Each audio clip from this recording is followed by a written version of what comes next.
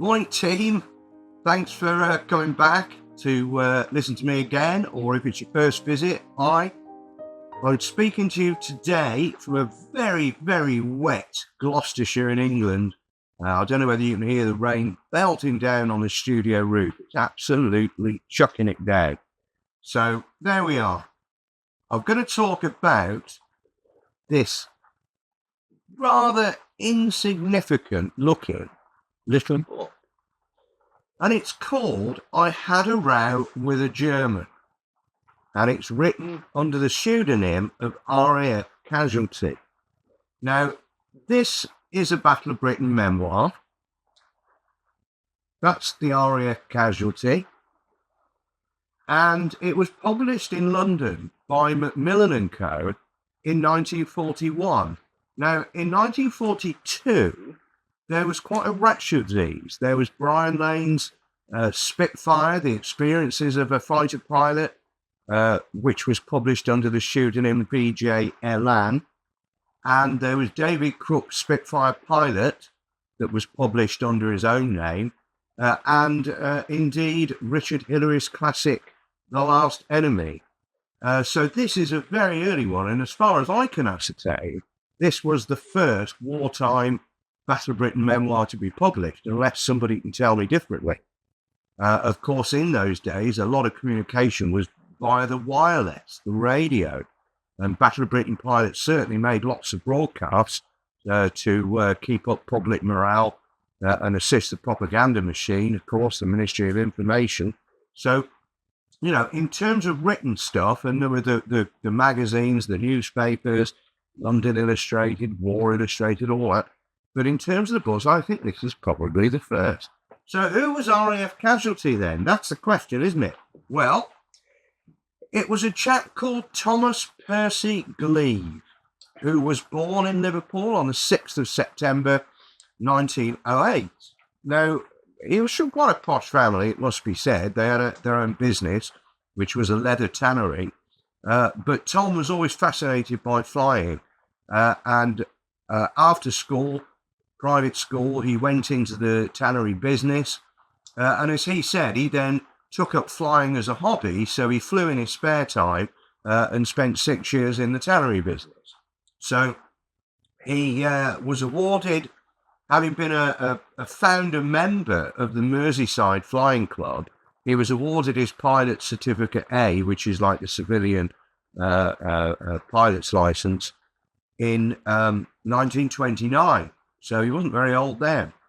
And then he goes to Canada to join another tannery business. So while he's over there, he decides he wants to join the Air Force, but his father is absolutely against this. So Tom telegrams Dad and says, well, I'm going to join the Royal Canadian Air Force, and that's that. So Dad relents and says, okay, if you're going to join any Air Force, it's going to be the Royal Air Force, so best on you come home. So he did, and he came home, joined the Royal Air Force, got a commission, and became a pilot officer flying Hawker Harts with one squadron down at Tanmere on the south coast. And he's a gifted pilot, is young Tom. He's obviously an experienced pilot, having had a pilot's license for some years. And he is given an exceptional rating. And that's very rare. Brian Lane had an exceptional rating. Barder had an exceptional rating. But it is rare to have that written in your logbook. So he was obviously a brilliant pilot. And an adventurer too. Because on the 11th of October, 1933, he took off from Lymm in Kent with a view to becoming the first pilot ever to fly from England to Ceylon. Why? I have absolutely no idea. But unfortunately, his aircraft was forced down by a downdraft in the Turkish mountains, and he crashed into a tree and disfigured his nose, apparently. So that was the end of the record attempt. But he then became a flying instructor, and he married one Beryl Pitts in Chichester in 1935. And by December 1938, he was a squadron leader and the fighter liaison officer at Bomber Command Headquarters. So he's got a staff job. And he was still there when war broke out on the 3rd of September 1939. And that is, war broke out for Britain and France, when Britain and France declared war on Germany after Hitler's invasion of Poland on the 1st of September. So, naturally, Tom's a fighter pilot, he's a squadron leader, he wants a squadron command. So he really pushes for this, and eventually, on the 2nd of June 1940, just as Operation Dynamo, the Dunkirk evacuation, drew to a close, Tom is posted as supernumerary to 253 Squadron at Curtin and Lindsey. Now, supernumerary, what does that mean? Well, what it means is squadron leaders who hadn't got current combat experience were posted to squadrons to fly with them, learn the ropes, gain a little bit of experience before being given their own commands. So that's what that means. So he goes to 253, but when the existing squadron commander is promoted onward, then Tom was given command of 253, so he stayed with the squadron. And the squadron moves to Castletown in Scotland, where it is to afford some protection to the naval anchorage at Scapa Flow. Now, there's not much action up there. There's the odd raid on Scapa by lone nuisance Junkers 88s from Norway. There are reconnaissance aircraft prowling around constantly. But by this time, the Battle of Britain is in full swing down in southern England. The Battle of Britain officially started on the 10th of July 1940, of course. By my reckoning, see the podcast, see the video. It actually started on the 2nd of July 1940. But 253 Squadron had fought in France, so had seen combat and had suffered casualties. So they're in the not untypical situation of having a squadron commander without combat experience. But be that as it may, poor old Tom, he's up in Scotland when he wants to be an 11 group down in the southeast where the fighting is, and time's running out for him because he is suddenly notified that he is going to be promoted to acting wing commander. And with that promotion comes not a flying command, but another staff post at the new 14 group's headquarters. So that's that. Tom's off the squadron, and squadron leader Harold Starr succeeds him in command. However, Tom managed to pull some strings and be very persuasive, and while 14 Group was establishing itself and setting up, it was agreed that he could remain on 253 Squadron until such time as his presence was definitely required up at 14 Group.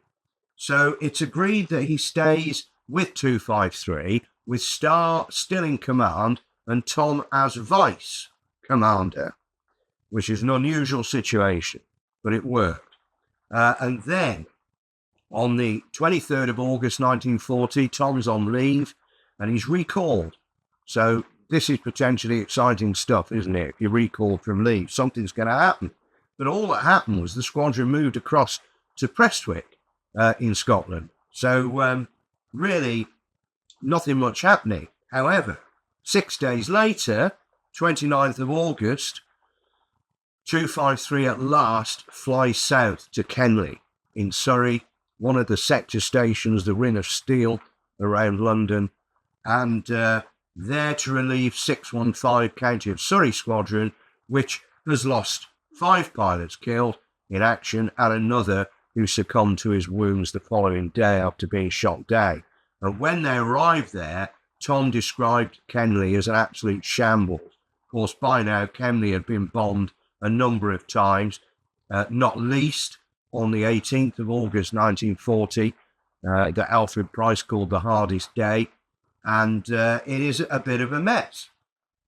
And the squadron was on patrol almost immediately, but fortunately nothing happened on that first afternoon. So the first full day is the 30th of August 1940, and it's a busy day, a very busy day. And on the squadron's first combat, Pilot Officer Colin Francis is shot down and reported missing. And if you look at the Missing Few series, I think Colin Francis is one of the thumbnail pictures because he wasn't found until the 1980s, and the story is told in that episode of The Missing Few.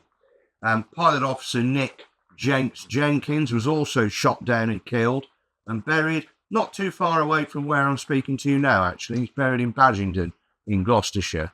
And so straight away, this is typical. This is a squadron that's got no experience apart from in France, but fighting the ME-109 in the new combat conditions, and it's suffering casualties straight away. It's also making combat claims, but we've got lots of material on the channel about the difference between a combat claim and an actual German loss on the ground, and we're going to come on to that right now. So there were more casualties, and then on the morning of the following day, the 31st of August 1940, Squadron Leader Starr is shot down and killed. And there's a lot of stuff going on about whether Jenkins and Starr and there's another pilot, Dickenfield, whether they were actually machine gunned on their parachutes. So there's all this sort of nasty stuff that's floating around 253, and it's a pretty hectic time down there at Kenley. Lots and lots of action. And with Starr's demise, Tom resumes command of 253. That afternoon, Tom is in action for the first time, wades into 50 ME-109s up on a fighter sweep over Kent, and he shoots down. Sorry, no, that's wrong. That was the previous day, 30th of August. Tom is in action. His emergency section scrambles when bombs are actually falling on the airfield. Really terrific stuff. And engages 50 ME-109s. Now, in that very first combat, Tom Gleave claimed 4 probably destroyed, which is absolutely incredible. 4, just like that. And at Fighter Command headquarters, they were converted to confirmed destroyed. Now, how that can be the case, I don't know, because with all of Fighter Command's claims that day, and I haven't actually looked at how many there are, but there were substantial amounts of claim for ME-109s destroyed. There were only actually 2 ME-109s that crashed in southern England that day. So I think it's highly unlikely, truth be told, that those 4 are actually destroyed. So anyway, be that as it may. So then we've got the following day. Starr is killed. Tom resumes command of 253. And then that afternoon, he is shot down in action over Kent. And his Hurricane P3115 basically exploded and threw him out because it was an inferno. It was on fire and he was being horrendously burned, struggling to exit the aircraft, and then it just blew up. So Tom's floating through midair, terribly burned, but manages to pull his ripcord and deploy his parachute and make a safe parachute descent. And he's a real mess. And he describes in his book how he sort of landed and stood up in this field and sort of shouted, is anybody about? And then collapsed. And he was taken in by the Wilsons, the local farming family, and then driven to Orpington Hospital, where he was admitted. Now, such was the administrative confusion of the time that Beryl, Mrs. Gleave, receives a telegram to say that her husband is in hospital, but his condition's not that serious. Well, Tom was literally at death's door with these burns. So when Beryl went to see him, she surprised, given the telegram, to find her husband absolutely swathed in bandages and in a real mess. And her reaction was to go, "Oh, darling, what have you been up to?" And Tom just replied, "I had a row with a German," hence the title of the book. But that wasn't actually the book's original title, which I'll come on to. So, Tom then starts a round of operation after operation after operation, and he's transferred to the burns unit at the Royal Victoria Hospital at East Grinstead, where he is treated by the genius reconstructive surgeon Archibald McIndoe, and becomes a founder member of the Guinea Pig Club, which are for casualties treated by McIndoe where they've had pioneering plastic surgery and reconstructive surgery at the great man's hands. And in fact, Tom dedicated a huge amount of his life to the welfare of fellow guinea pigs. Guinea Pig Club was massively important in his life going forward, and it provided a community for these disfigured aircrew.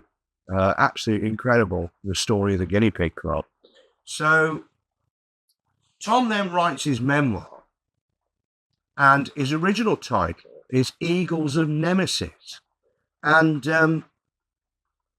when I thought about Tom Gleave he's one of these people. He was chairman of the Battle of Britain Fighter Association. No, he was historian of the Battle of Britain Fighter Association for years and years and years.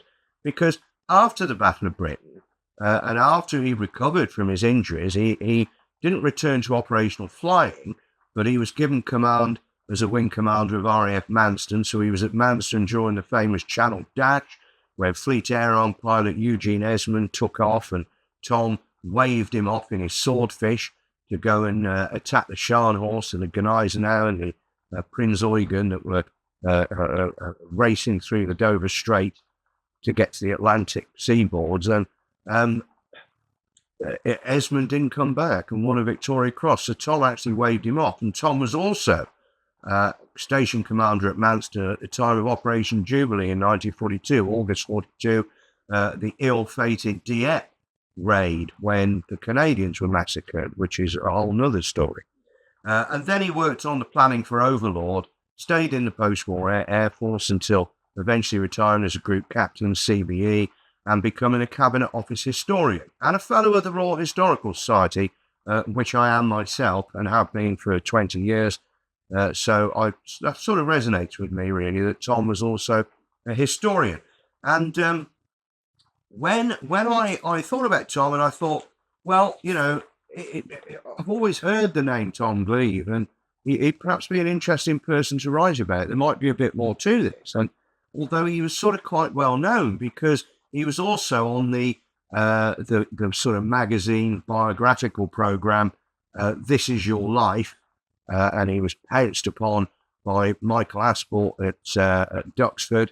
You may remember those programs. People were sort of ambushed by Eamon Andrews or Michael Asport, and then their whole life story sort of unfolded in front of the camera. And if you look on YouTube, you'll find that This Is Your Life episodes of Tom Gleave, Johnny Johnson, Douglas Bader, and they are absolutely brilliant because you cannot, all of those people are dead now. So, you know, it's a fantastic record of seeing all these different pilots talking. Absolutely brilliant. So, you know, definitely have a watch of the Tom Gleave one because it's really, really good. But anyway, I thought, well, when I was doing this, Forgotten Heroes of the Battle of Britain, very substantial book, I wanted to do each chapter was going to be about what it says on the tin, a forgotten hero, somebody who got a fantastic story to tell, but never not a household name, not unheard of. And, you know, I picked on people like Ronald Kellett, who commanded the Polish 303 Squadron in the Battle of Britain. Found the Kellett family, who had a huge archive of material. Pilot Officer Richard Howley, a Newfoundlander who was killed in the slaughter of the Innocents, the Defiant pilot. Billy Burton, a particular interest of mine. Billy Burton commanded 616 Squadron in the Battle of Britain and going forward into the Tangmere Wing days under Bader's leadership, and eventually reported missing in 1943, having helped perfect and pioneer tank busting and close air support in the Western Desert. Tom Gleave, Eric Thomas, Tommy Thomas. There's another video on the channel about Tommy Thomas. He had a fantastic flying career. and sadly died post-war prematurely. And then Sergeant Bruce Hancock, who famously rammed a Heinkel Boller in his Anson training aircraft on the 18th night of the 18th of August 1940, but isn't one of the few because he wasn't with one of the accredited fighter squadrons or appended units. So, Forgotten Heroes, the idea of the book, you have to. I love the research. I'm not one of these authors who just regurgitates what everybody else has written in my own words. That's absolutely not it at all. That my whole sort of ethos is that the work must be evidence-based. So the evidence drives the narrative, not the narrative shoehorned to fit into some half-baked theory or notion of your own. It doesn't work like that. And often the evidence-based narrative approach, throws up a lot of surprises. And you find that frequently the evidence is very different to the popular narrative and what we've always been led to believe. And it can be a bit uncomfortable sometimes, I'll be honest. But that's me, evidence-based. So what that means is going out, tracing families, tracing people, getting the absolute source material, the primary source material. Now, when the few were alive, of course, I could speak to them directly. 20, 30, 40 years ago, we were talking to brothers, sisters, widows of Battle of Britain casualties. And now, of course, they're all gone, except for Paddy Hemingway, who's 105 now in Ireland. But the idea is that a lot of families do keep an archive. I mean, I've got a sort of family archive of information about my grandfather, who was a grenadier. And that's quite a story. So to unlock those archives, letters, diaries, photographs, all this sort of thing, it is tremendously exciting. And sometimes families have next to nothing. And in fact, I'm the one telling them information about their ancestor rather than the other way around. And that's frequently common these days, as we're dealing with second or third generation relatives very often. So in the case of Tom Gleave, it was fascinating because I found Tom's daughter, Angela Lodge, as she now is, and her husband, Tim, who himself was a navigator on Phantom jets. And they actually live in Tom's old house in Maidenhead, and popped down to see them, lovely people. And wow, I mean, it doesn't happen very often like this these days. The amount of material was staggering, including the original manuscript of Nemesis of Eagles. And that's unedited and uncensored. So that was a real find. Fantastic. And Tom's wider memoir, his 500-page wider biography, some of which I was able to quote in the book, particularly about his time at Manston, the Channel Dash, the Eugene Esmond story, and Operation Jubilee, when he describes Manston just being littered with Spitfires everywhere as they were coming back to refuel and get back in the air as quickly as possible for what was the greatest air fighting since the Battle of Britain, in fact. So that's really rich source material that's in Tom's own words, completely never been published before. It's absolutely brilliant. And what we decided to do was give I Had a Row with a German a new lease of life. And my publisher's Pen and Sword, and I work closely with Martin Mace, who founded Britain at War magazine. Martin's a particularly close friend of mine.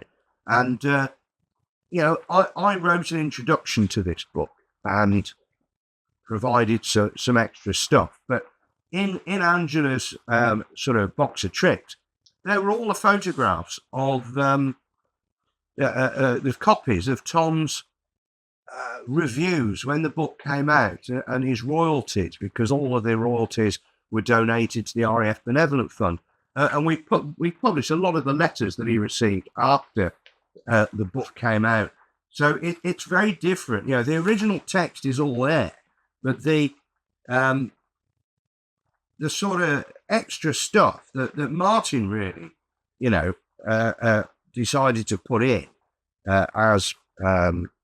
as appendices really makes it quite a special book. And I think that's great because as the original was the I'm sure it was the first Battle of Britain memoir to be published, to actually completely update it with all that extra information. That makes it a really important historical document, I think. So I'm very pleased to have played a part in that. And thank you, Tim and Angela, for sharing all that material with us and letting me see it. I mean, it's wonderful. There's even bits of Tom's Hurricane that he was shot down in around the house. And the silver-coloured metal cigarette case that he was carrying on the day he was shot down and bailed out, that's quite an extraordinary thing, which I photographed Angela with his logbook. Actually, it made it.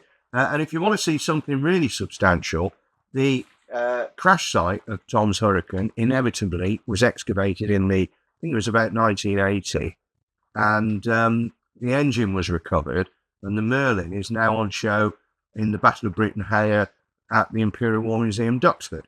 So that's quite a big old lump, isn't it, of an artefact. So there we are. That's Tom Gleave, a particular hero of mine, a historian himself, a fellow of the Royal Historical Society, a historian to the Battle of Britain Fighter Association, and a very, very, very brave man. Make no mistake.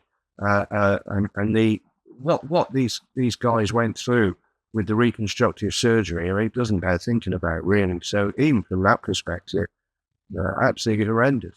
So there we are. That's Tom Gleave. I hope you've enjoyed it.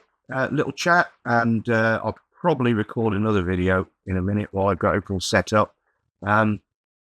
If you've got any ideas for things you want me to talk about and cover from the Battle of Britain, let me know. You can contact me through my website. Just Google me, or the comment section underneath this video.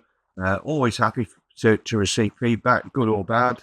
Let me know what you think. Let me know your views. Join the conversation. And if you enjoy the channel, we must have nearly 90 videos and pods available now. It's all free, so you can subscribe to that. You'll get the early heads up on when we upload everything else. We try and upload something every Sunday. So, we are gathering in material as we go along. So that's it. Tom Gleave, thanks for watching, and I'll see you next time.